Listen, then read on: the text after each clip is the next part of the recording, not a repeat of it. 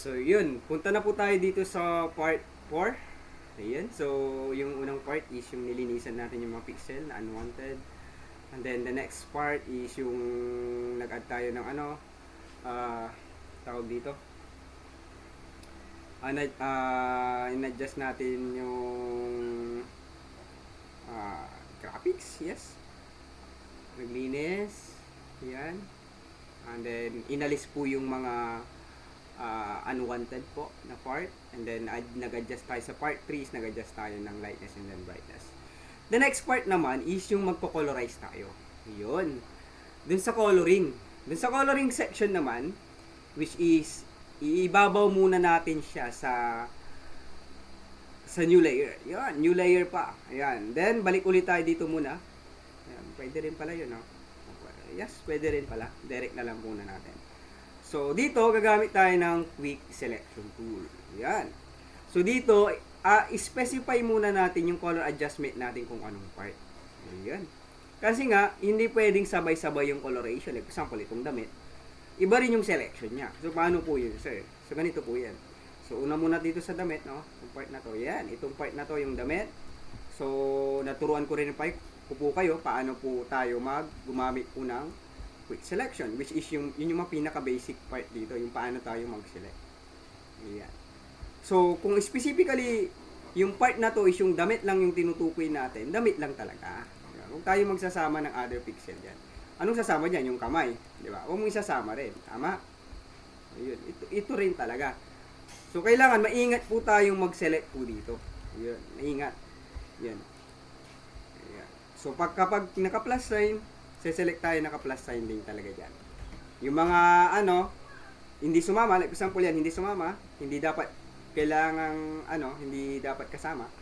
So, hold alt minus yan. Ayan. Ayan. Ayan, no? Buo lang po natin yan. Ayan. O, yan, no? Diba?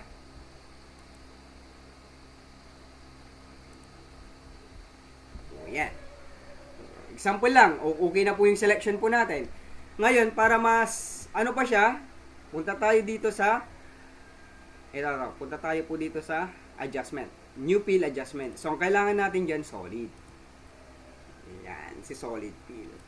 Ngayon, itong solid fill na to, para hindi siya sumama sa adjustment natin, tsaka curve, kasi sasama yan eh. Ilagay po natin siya dito. Ayan. The next, tsaka po tayo mag-change po na into soft light. Ayan. Pwede rin po, try po natin dito. Soft light, pwede rin dito. Kung wala namang adjustment na nangyari, pwede rin naman. Hanap po tayo ng adjustment po na pwede natin gawin po dito.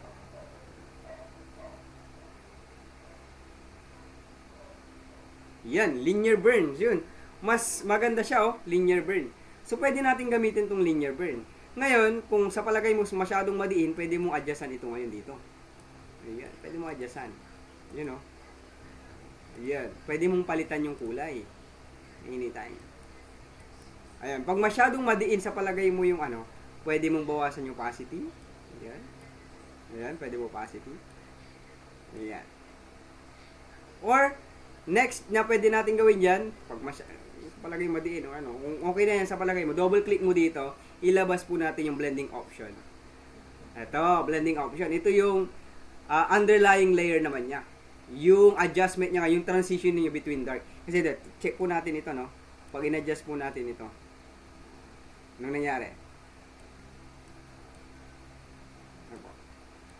This layer, ibig sabihin yung adjustment mo sa layer na ito o yung underlying layer, yung adjustment niya sa underlying.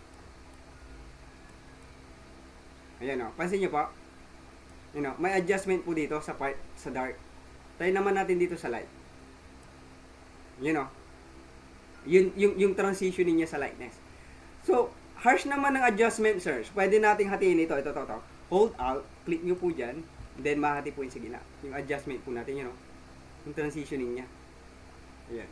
Kung sa palagay mo masyadong harsh, pwede nating bawasan dyan. Pwede rin dito, hold alt. Yan. Hold alt para mahati sa gitna. Hold alt, then click. Ayan. And then, okay. Ayan. And then dito, pwede nating bawasan po ng opacity. Yan, Ayan. Ang kagandahan kasi dito sa color fill, pwede mong bawasan ng palitan ng kulay anytime. So magtataka kayo, paano naman sa skin, sir? So try natin, skin, brush, new layer muna tayo, new fill layer. So, pag nag-new fill layer po tayo, kung saan po tayo dito, new blank layer, yan, lagay natin sa pinakaibabaw. Pwede tayong mag-brush. Ito, naano ko na din ito sa coloring, no?